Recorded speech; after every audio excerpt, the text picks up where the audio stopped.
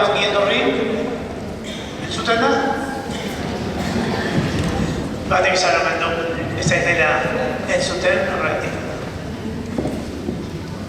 Gabon egunak, gabon gaban, jezarra, berriak gertu dauzkagu, eta nola baiteko pregoi moduko egitera gatoz. Eta horregatik hasiko gara, pastorela dejutzen hartzainen poza agertzen duen giza, hartzaia badikoaz berena, pastorela.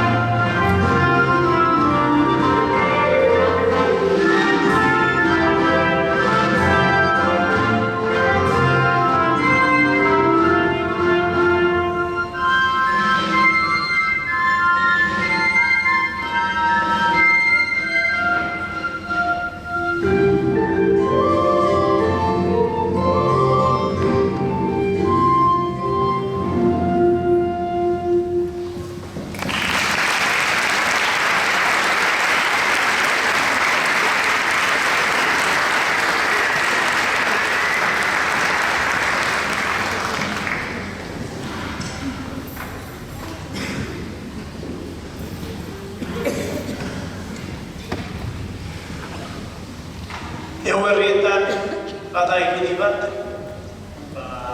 ondo esmatua dagoena, alegia, aurra, Jesus aurra, beste dago aurrak, zeratik badakizu aurrak, dute dute ezaugarri bat, beti xamurtasuna eragiten dute. Hori, nahiko aztertuta daukate antropologoek, nobait eragiten digute, deitzen diotena, printzipio nutritibo basikoa, oinarrizko printzipio nutritiboa. Inork ez du uste gu ematen kantin dizaiokenik. Horregatik, gertatu dira, hainbeste adibide, nun atxakur batek, otxo batek, hartz batek, zaitu ditu personen umiak. Ez dituak hautzen, ez duelako hartxu bilatzen. Horregatik egizak, hasierako garaietan jarri zuen, garaitxu hauetan aur jaioen, Jesus aurraren jaiotzan. Garai, beltzak dira hauen, egun hauetan ikusten dira, ze gualdi datozen, egunak gero eta laburrago, iluntasun handiagoa.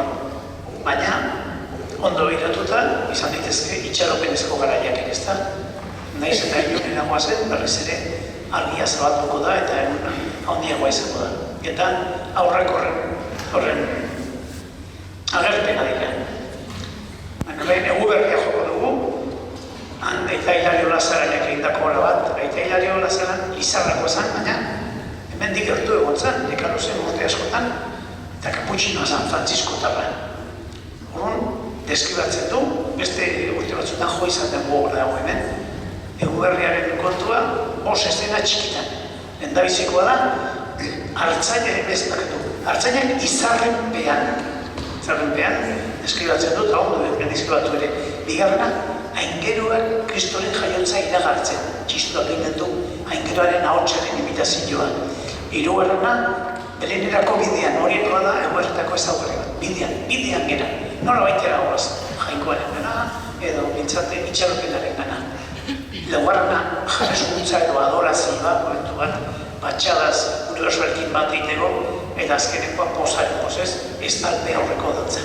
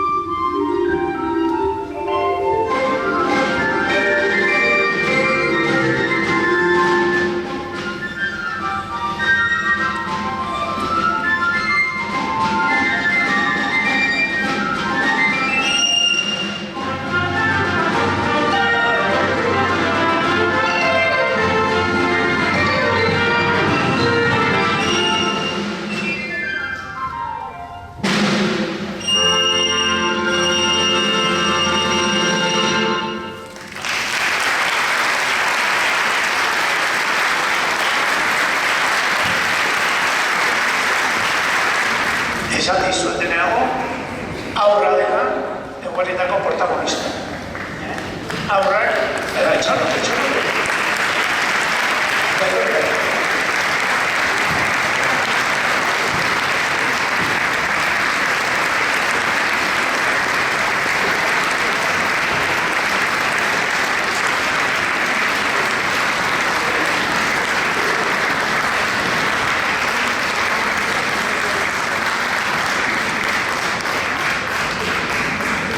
Badakizu zen dire noski, mendi txiki eta horretako ikasle batzuk ere bai, eta euren zentariak, Itziar Irigoyen eta Ruta Etxebeste. Aurrak esaten dugu, horrezkatzen dute eguerriaren gauzarik edarrena, xamurtasuna. Xamurtasun emozio hori oinarrian dago gabonetan, eta horrek prestatzen gaitu, eguerrien mezu sakonena ondo zehatzeko, prest egotea edo nor laguntzeko eta baitatzeko. Kuadrilla honek bi abesti ingo dizkigu, bata urte berri. Entzuko dezu hemen, bazterretan egiten dan bezala eta gero ja kanta.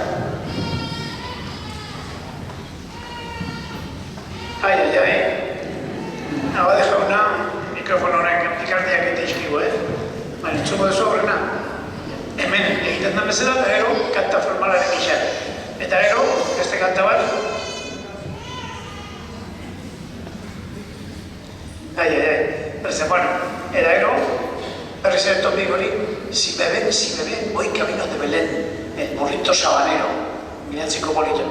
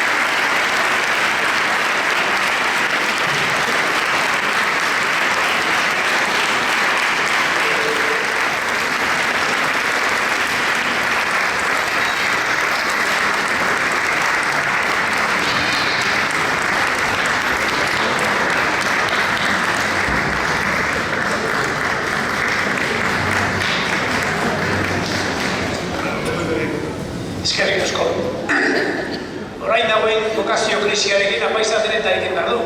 Eta ninkari soriotonikoa eta dena. Hau estimatzen da. Ba, hasiko da, azken Natala, eta mendi aiz batzarekin, eta Jonik Ezokin, bete zuetariakin, eta horreneko partian, bi kantu, esan dezakegu liturgiko egingo ditu. Latinez esaten du, atxatu, guztia, eta gaur egun postaldia da, eta jaunaren atari horrean postu baitezen da, etorri baita jaino. Es un canto para levantar la sagrada forma y alegraos todos y todo el mundo gigante que Dios ha venido a la tierra. Eta hirugarna, hiru motete txiki, baita ere zentzu liturgikoa daukatenak lehendabizi, laudate dominu.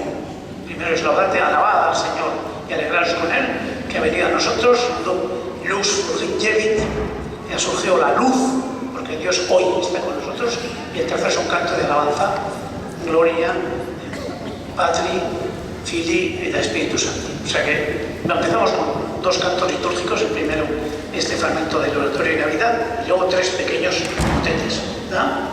Luego, zuzendaria, hau ez da, bestea da, Jonik Ezokin.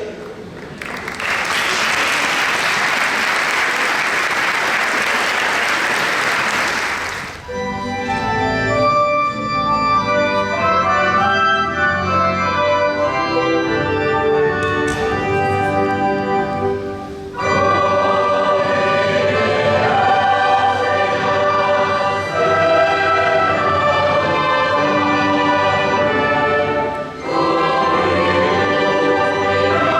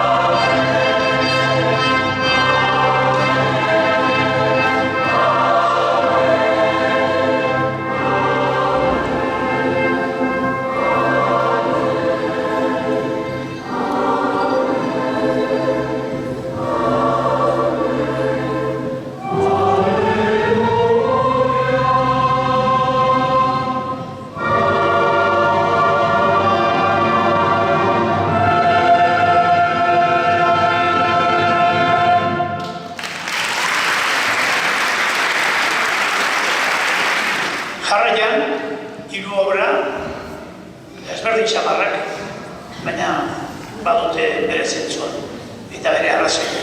La primera obra, un grupito de 3 obras que vamos a interpretar, es una obra escrita por Federico,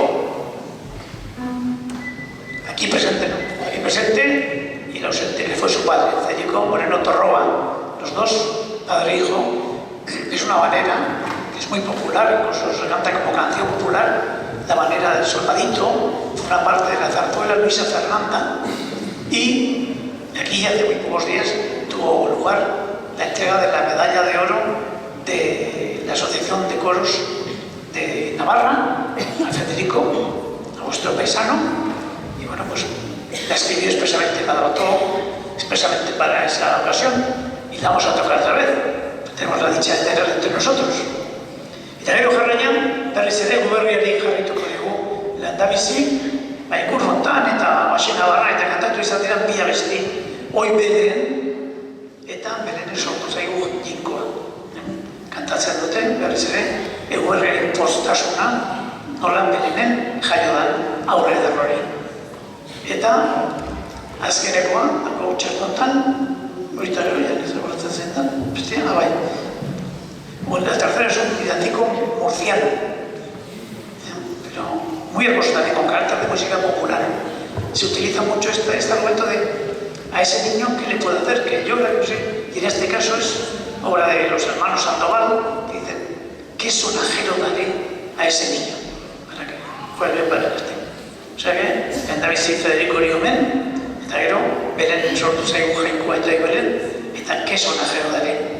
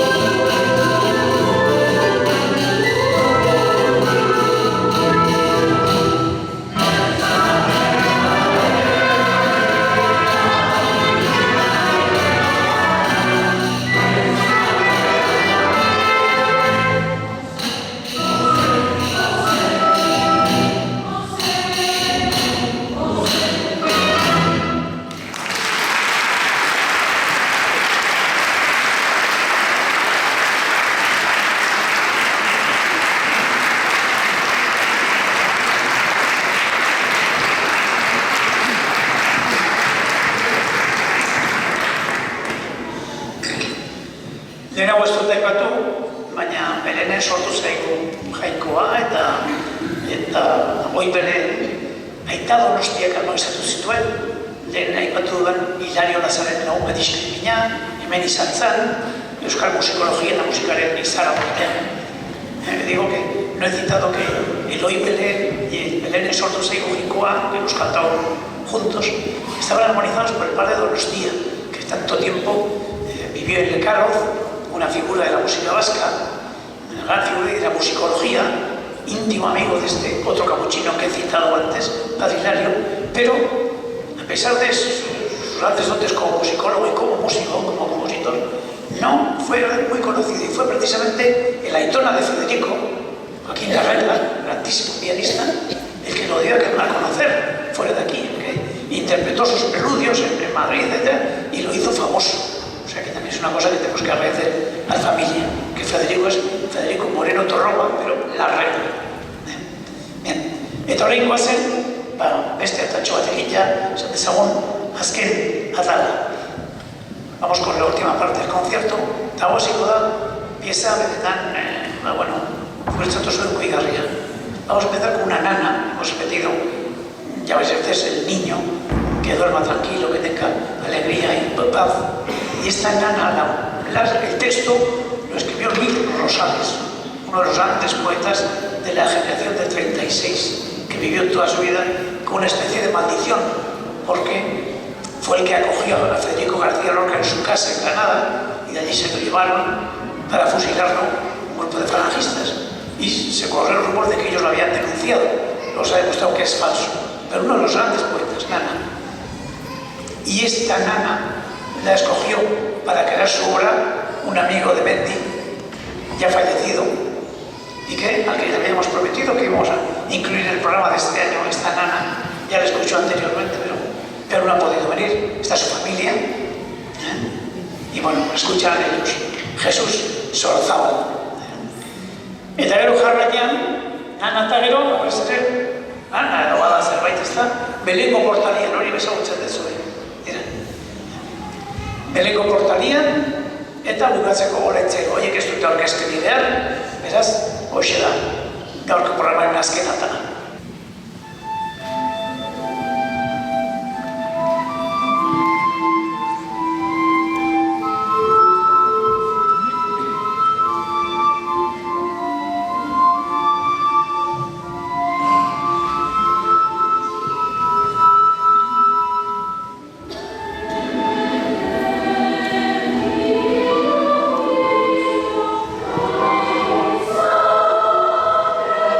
Oh,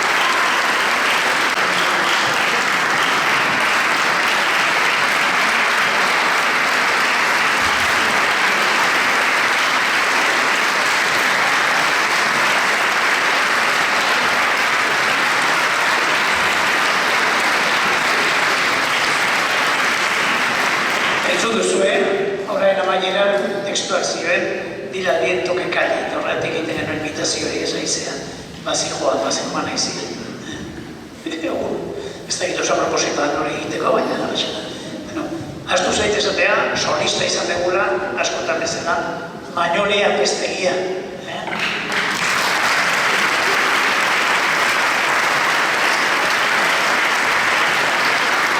Eta horrein bereko portalian kantatzera, nola ez, bestela, Xalba Arriola ere behitzako dugu.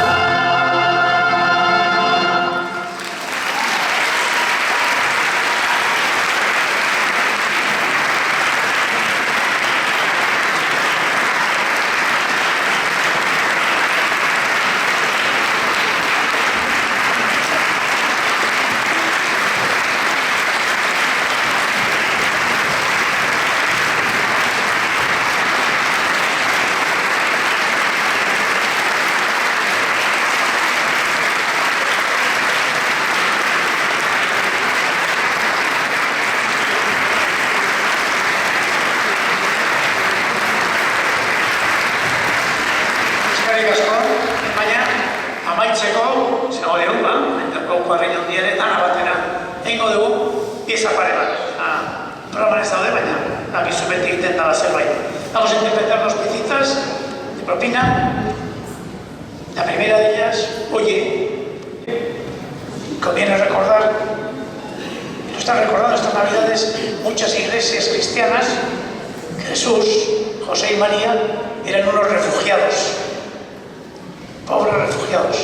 Es una canción que dice precisamente, oye, está solo, llorando en silencio en la oscuridad, está soñando, deseando en la esperanza su oportunidad.